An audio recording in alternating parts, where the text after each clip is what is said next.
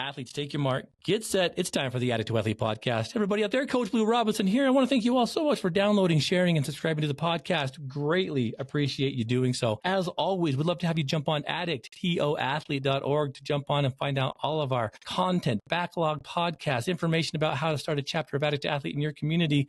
Shoot, right now with the holiday seasons on the approach, jump into our team store, get yourself some running gear. You know, you got some New Year's resolutions on the horizon. You might as well look the part. So jump on there, check out all that we have to offer. And before we get rocking and rolling, I want to thank you all so much for being part and participants in the Project ELF.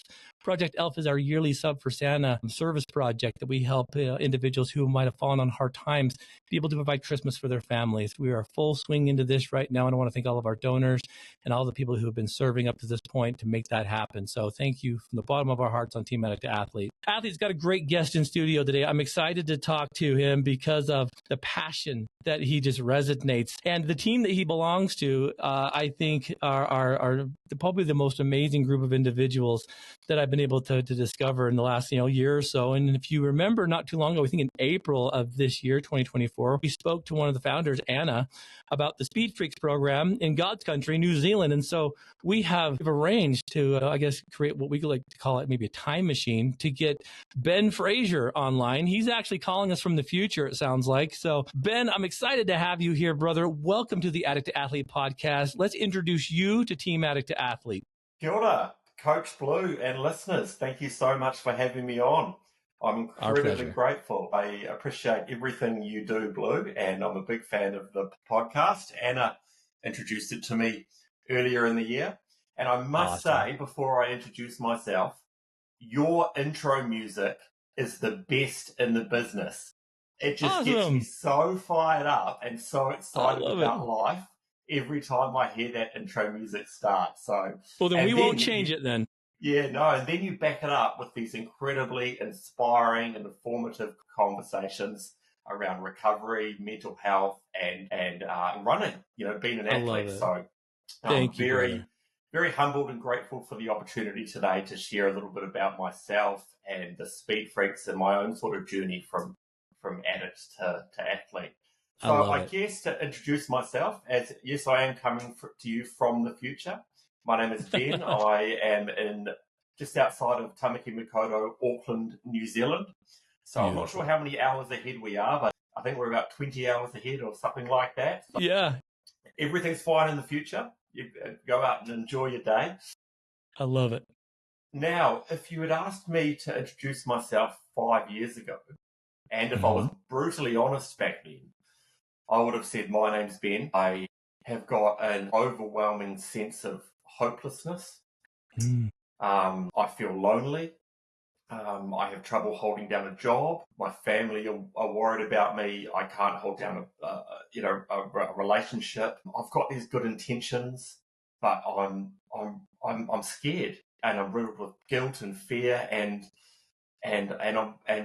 alcoholism or addiction have sort of brought me to my knees, and I don't know what to do. You're asking me this question today, 5 years on, and today I can proudly say that I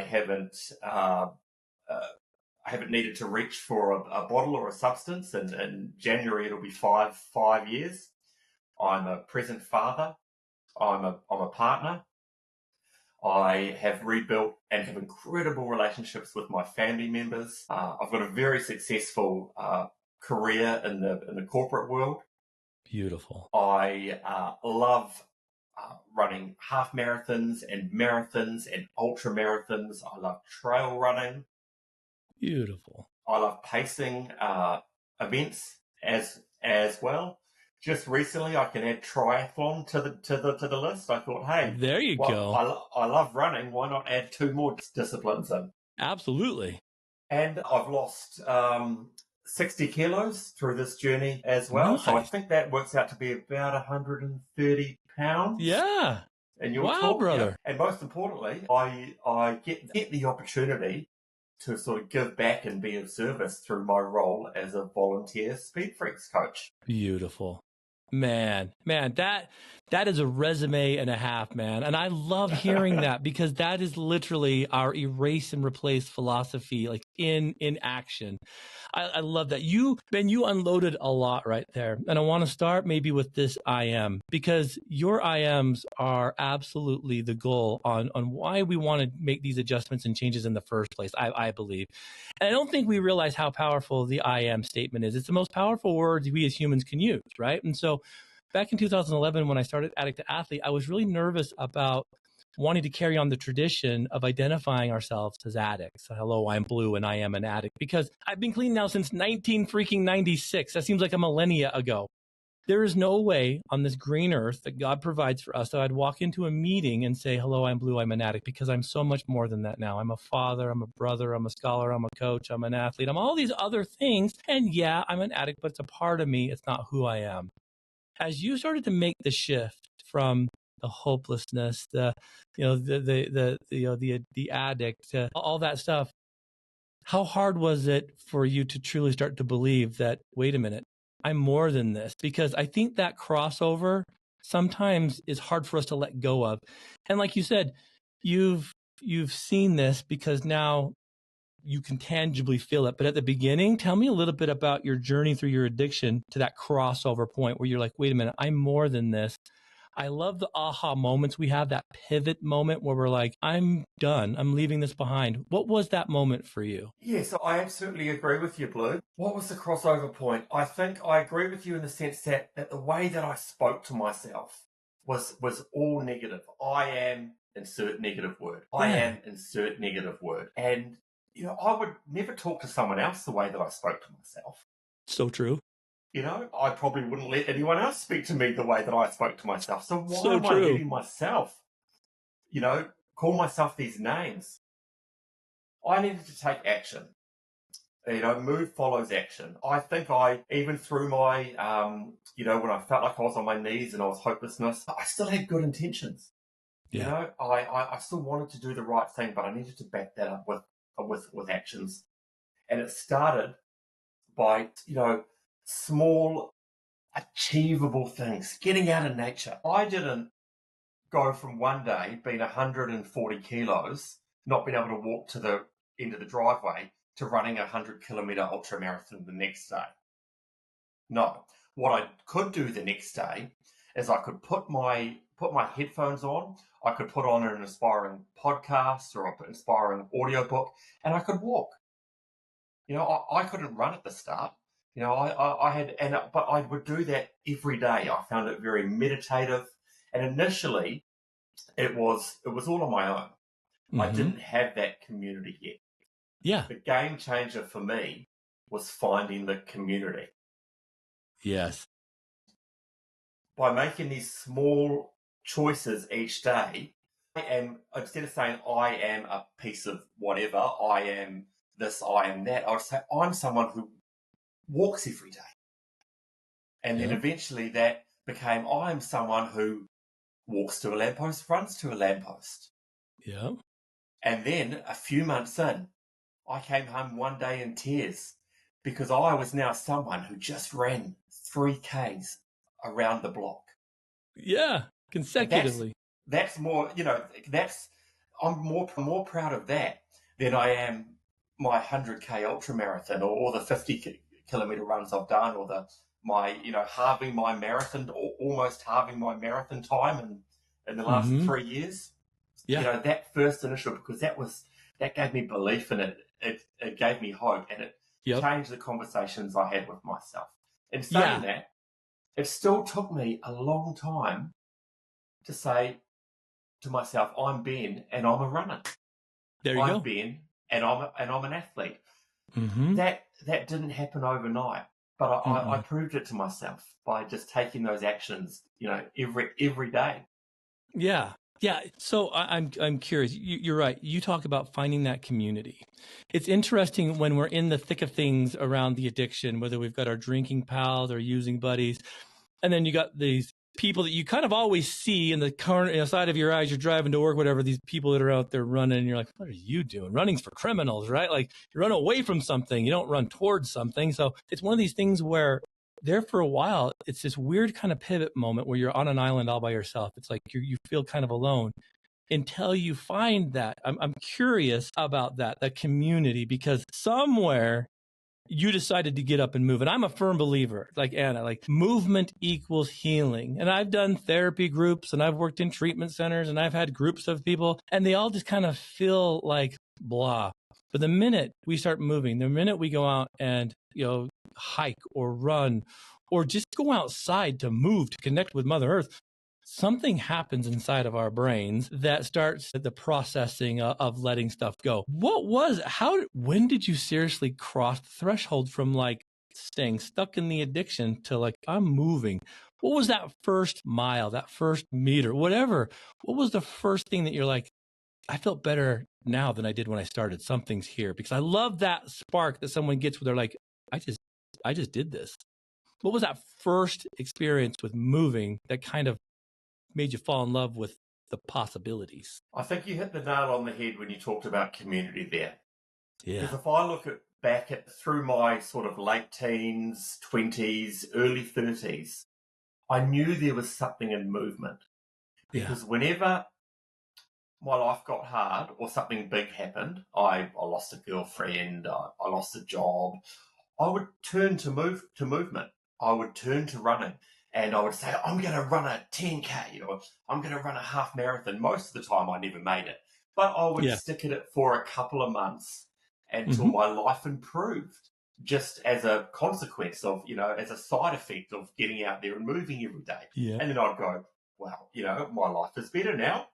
I'm going to go back to the way I was. And then slowly, the movement would stop and I would end up back where I was. What changed this time? As I got to that same point and the universe provided me with a community, I was searching for it.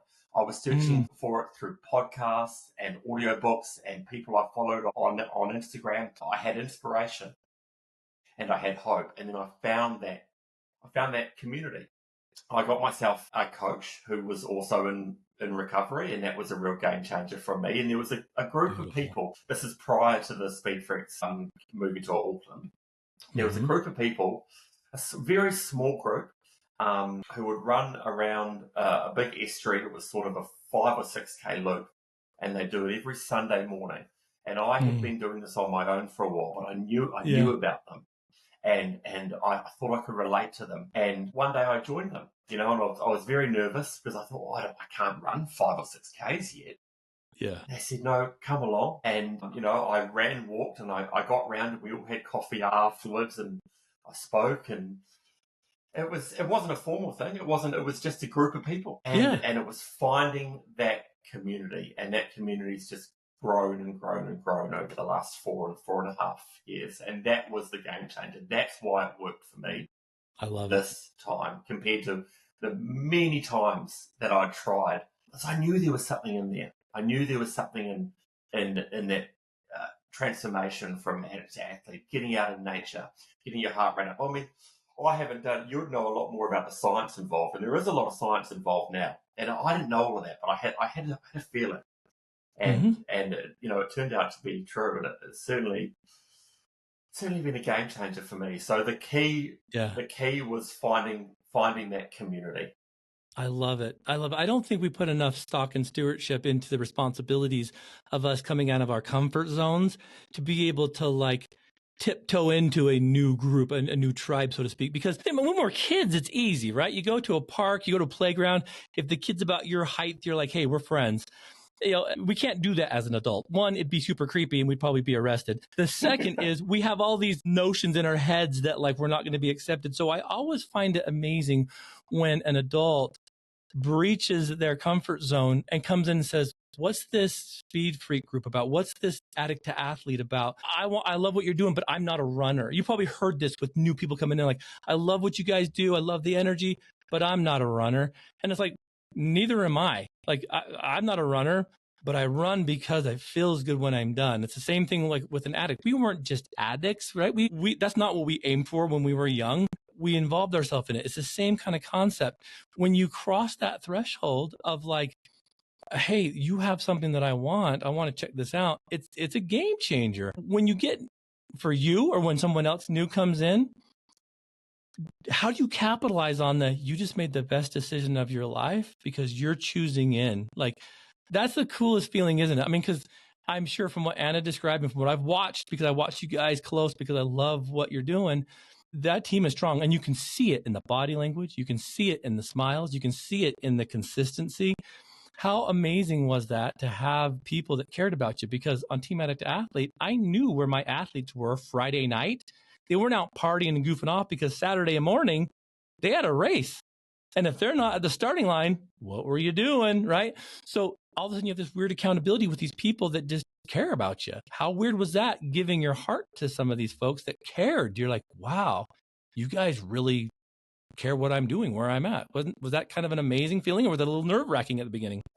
It wasn't nerve-wracking. I think I anticipated it was going to be. But beautiful. It felt natural and non-pretentious and welcoming and exciting, to be part of. And it was instrumental in me changing the conversations I was having with myself around that I am X. Yes. To, I am someone who is wanted and I'm someone who doesn't go out partying on a Saturday night because every Sunday morning I have to meet a group of wonderful people and we're going to walk around the estuary together and watch the sunrise and laugh and joke and have fun. Yes. I love it, man. I love it. And that's where I think the shift becomes. I'm curious then with that, because there are the people around us that are used to us on the other side of the coin. They're like, wait a minute, you're my drinking buddy. You're my dope guy. Like, what is this? Where are you going? It's hard because you have to, what we call erase and then replace, meaning like, I've got to erase this old person that I'm not real fond of and replace it with someone I know I can be. But that means there's possibility of having collateral like fallout, meaning those relationships, those friends, those people, they're going to keep us stuck. And it's hard because you understand this, Ben. There are some of those folks that we build these relationships with that are very real and genuine, but they keep us stuck. Letting go of those are sometimes the hardest because they're real relationships. There's a book I read by, what was it? Bill W, I think Bill W, founder of the 12 steps. And he had a friend named Ebby. And Ebby was his drinking buddy. But when Bill W decided to start getting sober and he met Dr. Bob and he started creating this program, started serving, started getting, like a passion and a purpose, his buddy Ebby got left in the wake. And Ebby was so hopeful that Bill would come back to the pub, back to the bar, that, he kind of emotionally tried to sabotage, and he had to leave Ebby behind. And the whole book is talking about this relationship, about like, I love him, but I have to let him go. That's hard to do, but it's better when you have other people saying, inspire them through doing this. So I know that there were people that you had to leave in your wake, and it's hard. How did you adjust that? Because at the end of the day, you weren't doing this for the speed freaks. You weren't doing this for the people that you drink with or what have you. You were doing this for you. How hard was it to choose you first after having a life of choosing others? It was hard. And I think in my case, I had an extra layer and I really did have to erase myself because I had also worked in the liquor industry for many years. Well, yeah. So it was a big part of my identity. Yes. I was Ben the Bear Rep. So not only was I sort of doing this, getting up to what I was getting up to in my personal life, but when I could hold down a job, it was part of my identity as wow.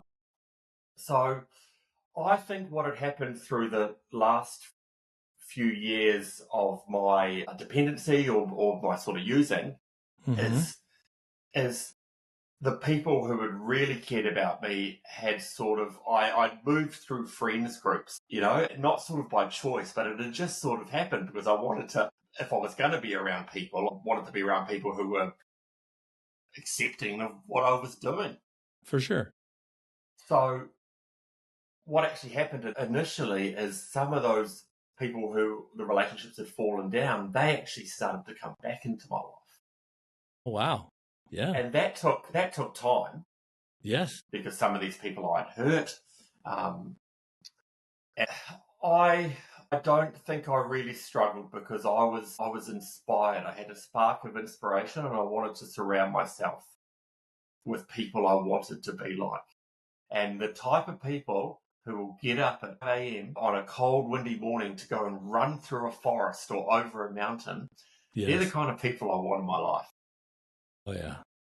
Yeah. And the other part is, if I'm honest, I had isolated myself so much by the end of it that there weren't a lot of people left. And I have a huge community now of friends and family, and it blows my mind. I'm incredibly grateful. But 5 years ago, by the end of it, I was very isolated. So there weren't really any strong relationships left that I had to sort of cut off or have any hard conversations. There were a few, and I didn't come across any major roadblocks. I was talking to myself. I was someone who was on a new path now. Yeah. And it was the most important thing in the world to me. Man, you spoke something that caught a chord with me. I'll probably get emotional. Coach Blue's a crier. I don't know if you've noticed on the podcast. So you mentioned the isolation of it all.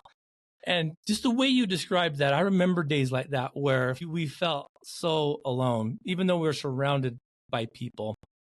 That the difference between those feelings of being isolated and alone to the integration and the community, it is such a beautiful thing. The energy, the spirit, the person you are, I can feel the energy even from yesterday, because again, we're in a time zone here. You bring this spirit of recovery and just love and compassion. I can feel it here, brother. And so you are not supposed to be in a world of isolation, right? You're supposed to be in a world of inclusion, of inspiration. That must have been a really hard time for you, because I think at the core of you, your higher power is probably saying, what are you doing? Like, you're not supposed to be here. When you look back now, and this is the beauty, I think, of running metaphors and recovery. You're running right now for your horizon. All of us are, right? And the funny thing, when you're doing ultras and stuff, there's one out here. I should make you come out here and do it with us. It's called the Pony Express 50, right? And 100. It's on the Pony Express Trail, which is flat as a pancake, dusty, and all kinds of crazy things. But you can see literally almost a curvature of the earth, and you're running, and it seems like you're never getting there. You're never getting there. And people will come back like, yeah, it's just, around the next turn. And it's not, it's another 30 miles. All right. I'm like, don't tempt me like that. But I remember running and being like, I'm never going to get there. How far? Right. And the guy's like, it's, run into the horizon. But when you get to the horizon, something crazy happens, man. It freaking changes. And all of a sudden the horizon's another, far sea away. It's so far down the road. It got me thinking, we're never going to catch the horizon, because each time we get there, it changes. But we can turn around and always look and see how far we've come. And that is amazing, because you see the milestones, the markers. I remember when I passed that tree. I remember when I passed over that mountain. But I remember when I stopped using. I remember when I had to change this. And I got thinking, we're kind of always in this gap. When you look back now at the isolation, as a marker versus now as you're running towards that horizon, what do you think the biggest inner change you've had is? Because when you were in isolation, there's no way you could see where you're going and where you are today. But you can look back and see that. Like, what do you think about when you look back and remember the Ben that was isolated that shouldn't have been? Because that's not in his character. I think the biggest change is today I feel part of. Yes. When I was in the throes of it all and I was isolated, I was looking to blame other people, and I was very confused. I didn't understand. I didn't want to be doing some of the things I was doing. I'd make promises to myself and promises to other people. I didn't understand why I couldn't keep them, and just that feeling of loneliness. And I love the metaphor of looking back. And what you said at the start of the podcast about not sort of saying I am an addict or I am this. I think I agree with that. I think it's really important to stop where you are and turn around and look back. Yes. Instead of just keep charging forward. Yeah. Because it is important to remember those. For me, in my own recovery, it is important to look back and not only see how far I've come, by taking little steps each day. And the people who have picked me up along the way and the people that I've picked up along the way, it's not just me on that trail now. There's hundreds, there's thousands, there's the universe is with me. Yeah. Yeah. Where before it was myself digging a hole. I wasn't going forwards. I wasn't going backwards. I was digging a hole downwards. Yep. You're absolutely spot on, brother. And I love that. I think that most of us don't do that. I mean, when we listen to the inspirational, TikToks and social media reels and stuff, it's all about bigger, better, faster, stronger. And that's not what this is about. It's about consistency. It's about time. It's about communication and relationship. It's about being in the moment, because I say this to my athletes quite a bit, when they get a little bit too focused on the end. It's like, when you line up for a half marathon or marathon, it's inappropriate to think about the finish line, because 13.1 or 26.2, a lot can happen on that journey. And so if you're so focused on crossing that finish line, there's a good chance that you're not prepared for the sucker punches of fatigue or mental anguish or injury, right? And so it's like, if we look too far ahead at that horizon, it seems daunting, but slow down. Look at where you are right now. That's why I think metaphor and running and recovery intertwine so well. So I am curious about that. When you first started getting involved with the Speed Freaks, and you started finding this community, these people that had like minds, what did you start noticing that was similar between you and them when it came to the addiction, the erase and replace philosophy? Like, you are all on a mission to do something that you didn't think was possible. Although your goals are maybe different, the theme of them are quite the same. It's about becoming something better than when you started. What really, impressed you about the caliber of people who some folks would call addicts and throwaways and cheaters and liars? Because I've got a whole different mindset now on the people that struggle with addiction, myself included, because we're not the throwaway people. We're not the weak-minded individuals. What did you come to know about your own addiction and the people that, community and society would label addicts? Yeah, that's a great question. There's a few points I'd love to touch on there. The first thing, so one of the things I noticed was not just from myself and the participants, but how the community itself responded to us when we went out into the community to events, and it was overwhelmingly positive. Yes. And I don't think I was quite expecting that. So just to give a quick bit of a backstory, the Speed Freaks was, I know you've had Addict on, it was launched in 2017 in Christchurch, other end of the city. And they were looking to move to Auckland, where I was based, and they'd put stuff out on social media. I did a bit of research and I thought, well, this is going to work. This is exactly what I've done, and it's working for me. So I want to be part of this. So I reached out to Anna, and we had a Zoom meeting, and I was quite nervous, and I said, look, I'm not really sure I'm a runner. I was still quite heavy at the time. I was like, I can run a 10K maybe. And I said, but this is my story. I said, I'd love to help out if I can. And she said, come along. So I did some training, and we launched our first Speed Freaks run in Auckland. At a treatment centre. And I was very nervous turning up for my first time. I didn't really know what to expect. But everybody there was attending this run walk club called the Speed Freaks. They were all there of their own free will. No one at the treatment centre, no one was forcing them to be there. And I found a whole lot of people that had, not all of them, but a lot of them had sparks in their eye, and they had this little glimmer of sort of hope, and that inspired me.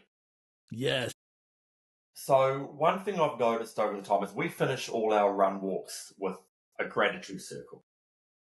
And this, what I've noticed over time is when a participant comes along, the first couple of times they share at the gratitude circle, they often really struggle, and they might say, "Oh, I'm grateful." Grateful to be here, or something very sort of short and small. Then it transforms to sort of external things. And I might say, I'm grateful that we had a beautiful sunny morning, and I'm grateful for the birds and the nature and the trees and the fresh air. And then that same participant will transform from that to I'm grateful for the opportunity that my body could just move me 5Ks. I'm grateful that I was able to do that a little bit faster than I did last time, or I was grateful that I could run the whole thing. Yeah. And then the real transformation is when they start, their gratitude turns into, I'm grateful for so-and-so. I'm grateful for you. I'm grateful for our connection. And for me, that sort of sums up. And I see it all the time, they start from not really knowing what to be grateful for external things like nature and whatnot, then grateful for internal things, and then they're looking out, to other people. They're thinking they're bringing other people in. And that's really amazing. Man, The other part I is love when it. No, go ahead. Please continue. The other part is, so after a Speed Freaks participant comes for a number of weeks, they get presented with a blue Speed Freaks shirt. Yeah, I have one of those. I love it. Yes, you do. I need to jump on your website and get me an Addict to Athlete. Well, because you're a guest on the podcast, it's coming, so don't worry. Yeah. Yes. We then work towards getting out into the community to do an event, and this could be a local park run, or we work towards, local events, maybe a trail 10K or a trail 5K. And we have these every week. There's big groups of Speed Freaks that go out into the community to these events. And, 3 years ago in Auckland, there may have been 5 or 6 of us that would turn up in these blue Speed Freaks shirts, a couple of coaches and a few participants. Yeah. And over the years, that's now turned into, sometimes there'll be 40 or 50 coaches and participants at a park run or at an event all around the country. We've got 26 walk runs each week, and then we do events on top of that. That's grown because members of the community have welcomed us in and gone, who are those guys? What are you guys doing? And then gone, I want to be part of that. And that's the whole Speed Freaks philosophy, is it being volunteer-led, community-led, and that integration, building pro-social relationships into the community. So not only have I been inspired and impressed by the Speed Freaks runners, but I've been equally inspired and impressed by how the community has embraced them. And these are people who so often haven't felt comfortable walking into a supermarket because they might have an ankle bracelet on, or not comfortable just walking down the street or anywhere in public. And they're turning up to an event wearing a Speed Freaks shirt with complete strangers screaming and yelling and clapping for them as they come down the line. And then in turn, they do the same thing. No one gets left behind. Yes. The Speed Freaks are the last ones there calling people in. Love it, man. See, that's the beauty of this is why I am so pleased to be associated, because when we started in 2011, there were a lot of things that we got kind of nailed for. The first one was the stepping out of the shadows of anonymity. I mean, that being anonymous was the number one thing. You can't let anyone know. And we know that in 2024, anonymity can kill you. Like, we've got to share this so that the other person can hear this. And I understand why it was so important through the 12-step era. I understand it because you needed to be aware of that. And I mean, business deals and associations and relationships were established off of, handshakes. And so you needed to know who you were being connected to. It's changed now. I think that when I first started and I showed up for their very first 5K, our 5 original athletes in 2011, and they said, we want to wear these shirts we just printed, Addict to Athlete. I'm like, ooh, are you guys sure? Because the community, people are going to know that you guys have addictions. And they're like, we don't care. And so much so that the first race we did was with the local mayor of the town of a very large city here in Utah, in the great state, the great country of America here. And I'm like, everyone's going to judge you. But I didn't say these things, but I'm thinking we're breaking every rule of recovery, which they're all unwritten. You can break these things. They put them on, they ran, and the mayor of this large city, Provo, stopped each one that passed him and said, Addict to Athlete, what's that? So now all of a sudden here they are bearing their testimony of recovery to the mayor. And I love thinking that the mayor was thinking, wait a minute, I'm getting beat by an ex-heroin addict. Like, I better bump up my training, right? And you're right. And the community, and I didn't realize this, but like us not being afraid to share with the community who we are and what we're overcoming, it changes their perception on what an addict is. Because as you know, Ben, as I've seen too, everyone has someone in their family that struggles with something, whether it's a substance abuse, alcohol, pornography, eating. Everyone has someone. That's how big addiction is, unfortunately. And so when they see someone like, the Addict Athlete team or the Speed Freaks team out there, they're like, wait a minute. If these guys are doing it, maybe my brother can. Or if these guys are doing it, maybe I can. And don't you think that's the best way to show, is to simply just show up and to have people see you for who you are? It's pretty amazing, isn't it? We have to, I have to recover loudly. Yes, I love that. It is so important. I work a corporate job. I understand anonymity and why it did have its place. Yep. And I respect other people's anonymity if that's the Yes. way they choose. But for me, I've got a story to tell, and it's a bloody exciting one. And I love it. If I can just give a tiny bit of hope or inspiration, just like all our Speed Freaks participants do when they earn their shirt. The blue shirt is earned. And what we've found with the community is not only have they been, sort of tolerant or welcoming of the Speed Freaks coming along, they've wanted to get involved. Yes. There's a reason why we've got 120 volunteer coaches around the country now. Yep. Not all of them have lived experience like myself. No. But what all of them do have is they know someone, a family or a friend who's been affected by it. A lot of them, they're all in the running community, which is an incredible community in itself. And they've wanted to get involved and give back. So it's just such an exciting thing to be. I love it. That's what's funny too, and I love that this is why I get so excited and charged talking to you guys, is because you're experiencing the things that we've seen and we continue to see, but like, it's still so fresh and so new. I was blown away when I started seeing, we call them the muggles, right? The non-magic folk, the people that don't have addictions, that never have, but have someone that they know. And I love when the muggles come on, because they are the most passionate, the most supportive. And instead of traditionally AA and Al-Anon moving them apart, we put them together and we created the home team. We get a home team advantage. And I love the fact that I can walk into any Addict Athlete meeting and not know who's an addict and who's a muggle, because it doesn't matter. We're all on the same team. And that to me is one of the most beautiful community connections. Because Speed Freaks has created this, I know you're going to succeed, because you're not making it special. You're not making it unique. You're making it inclusive. One of the funny things we do out here is I don't really like it or let the athletes participate in the sober recreational leagues. We have a big sober softball league and a big sober, like volleyball thing. And that's great, but that keeps you segmented into one group. You're not abnormal. You get to be right in the city league, right in the main events.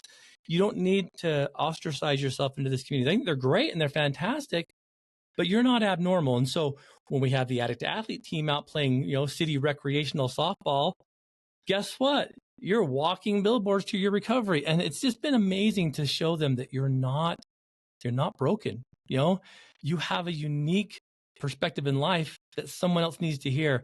Recover out loud. I love that, because non-traditionally, brother, like 10 years ago, 15 years, 20 years ago, that's unheard of. And so I'm so happy that you've created this movement out there with the Speed Freaks team that normalizes the fact that everyone struggles with something. I'm curious what you've been most proud about, what you've been most, I guess, like excited about in your own journey. Like, was it an event? Was it a situation? Was it a certain person? Because I think it's kind of a neat thing we can do, again, turn around and look back and be like, I accomplished this. I did this. Like when I did my first ultra marathon, I thought, I just ran 50 miles. That's insane. But to me, I'm thinking, if I can do that, then I can also do this. I can finish school. I can get the job that I want. I can ask for the raise that I want, because I can do hard things. What's been some of those peak experiences you've had so far? Because we know there's more on the horizon. I've already mentioned the first one, and that was running 3 kilometers, which is almost 2 miles. So it's just shy of 2 miles around the block of where I was living at the time, because that was the result of consistency. Yes. And that gave me hope, if I can do this. And 3 months earlier, I couldn't run to the end of my driveway. Yeah. So that was a big one. I then went on to, within the year, with the help of a coach who was also in recovery, I then ran my first marathon. It took me 6 hours and 14 minutes. Beautiful. So That's a I was long out there time to for be moving. a very, very long time. Love it. I went back 2 years later and ran that same marathon in 3 hours 43. Beautiful. And that's just from showing up and being consistent. So I think my dad was a really good marathon runner.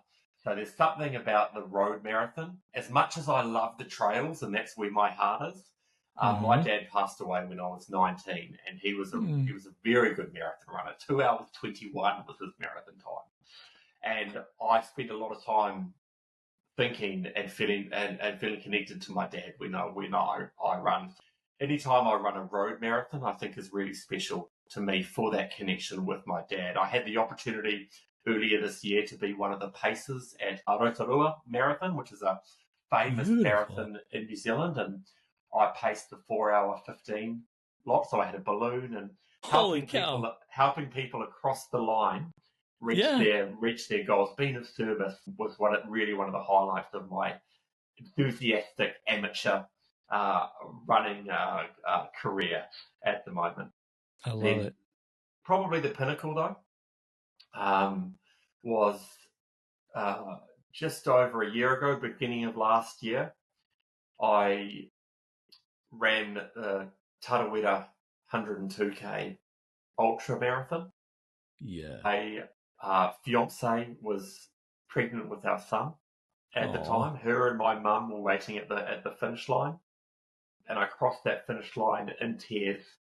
And I knew then that I could do hard things. Beautiful, man. We now have a 14-month-old beautiful baby boy that was in my fiance's tummy at the time, and I love it. And that was a real standing on that finishing line. It was not getting to the finish line that made that so special. Everything I had done to get to the start line. Yes. See, that's the beauty of it, brother. Listeners, I want you to pay particular attention to that. It's, when you're out there on the running course, if something ever goes wrong, if the course is a little too tough or something happens, that's why it's inappropriate to think of the finish line. If something happens, you get the dreaded DNF, did not finish. And that hurts. But I would rather have someone take a DNF than get a DNS, did not start, right? Because that means you didn't have the courage to even pull up. You let something else get in the way. So you saying that, brother, I can feel it. But shifting gears just ever so slightly with the time that we have, the cheerleaders that support us, your son, your little dude, he doesn't know dad as an addict. He doesn't know him he knows he's going to know dad as an athlete, as an agent of sobriety, as a servant, as a helper. How amazing is that to you to know that he's going to get you at your absolute best, but he's also going to know that your absolute best came at an emotional price because that's who you are. Like, how amazing is that for you to be able to show up for him? Because if you would have stayed stuck in that addiction, it would have been a very different experience, wouldn't it? It's the greatest gift. I can receive and I can give. Being the man I am today, being the father I am, and being the human I am is just something I'm incredibly grateful for and excited about the future. Yes. Yeah, it gets me emotional thinking about that. It should. Yeah, it should. And I think that's amazing. Shows how much love you have in your heart, and that's why you're doing this. When you peel back all the layers of why we pursue recovery, why we want to better ourselves, why we want to have these experiences, it's to have the relationships that we truly deserve and to show up for them. And that to me is one of the greatest things. I mean, you can take away our money, our cars, our homes, our livelihoods. You can take all that away, but the hardest thing that addiction takes is relationships. And so I think people in recovery who start to erase and replace, start to see the magnitude of why those relationships are important. And it starts with you having a relationship with yourself and then others. And that's the most beautiful finish line of any story, I think, wouldn't you say? Absolutely. Man. I think it's very, very important as well, and I know we need to wrap it up soon. You're fine. But I had a realization probably last year, and I was heading down a path that a lot of my friends were heading down, where we wanted to go further. We wanted to go longer. You know, we start with the half marathon, and then we go marathon and 50K and 100K, and then you got to do a miler, and then you got 200 milers, and I could see myself heading down that path. And I did my 100K. Actually, I thought, right, next I got to earn myself a buckle.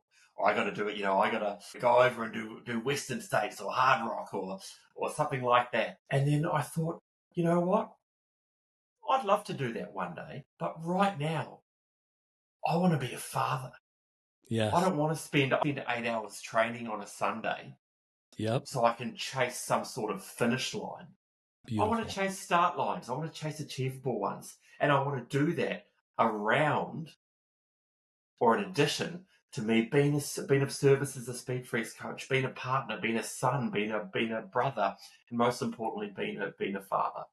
Absolutely. So I think it's important to have goals, but and that was a big relief, and I'm really glad I had that sort of realization that I don't need to do a miler. I don't need to do a 200 miler to prove I can do hard things. I've proved that to myself.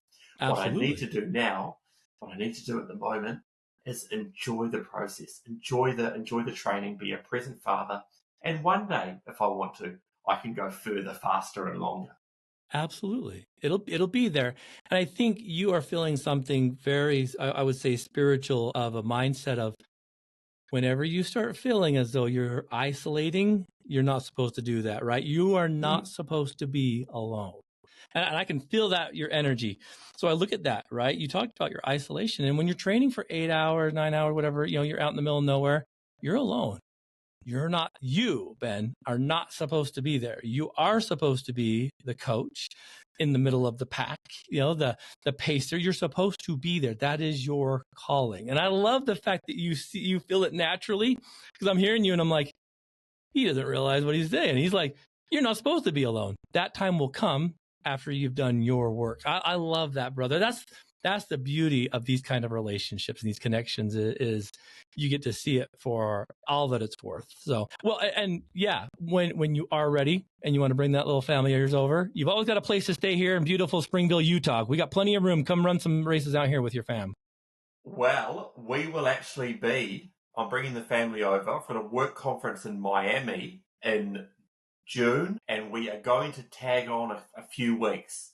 So I'd love to connect with you. I'm not sure how far away Utah is, but we're willing to travel. And we're going to be in Miami for about a week, and then we'd love to connect with some of your groups around and yourself. And so we'll stay in contact, because we haven't planned the rest of our trip yet. Yeah, Miami is like another country to where Utah is. It's pretty far, but Google Utah and see all of the amazing stuff that we have here. We have amazing parks. We've got amazing natural, national parks. It's amazing. It's all right here in the Utah, western states. It's beautiful. So I'll send you some info. But man, I'm telling you, brother, this is why I love what the Speed Freaks are doing. You guys are passionate. You're strong. I love that we can affiliate and bounce ideas and teams off of each other, because I'm coming to New Zealand one of these days. So yeah, I want to hang out with you guys too. That's God's country in my eyes. Can't wait to have you. Can't wait to host you over here. I just want to also make it very clear that I'm just one of 120 volunteer coaches who do what we do. And if you've spoken to any one of those other 119 coaches, you would have got an inspiring story out of them. It may not be lived experience. I'm just part of something greater. And maybe they won't be as good looking as you, but hey, their passions are right. No, I love it. And that's why you should tell them.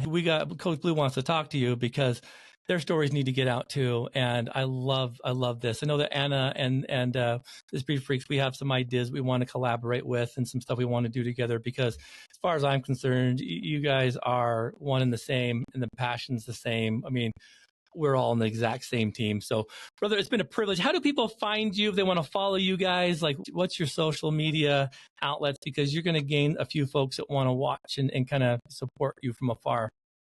Yeah, absolutely. Well, if you want to get in contact, if you want to follow the Speed Freaks, just looking for their handle. It is, you can search the Speed Freaks NZ on Instagram, or it's the_speed_freaks.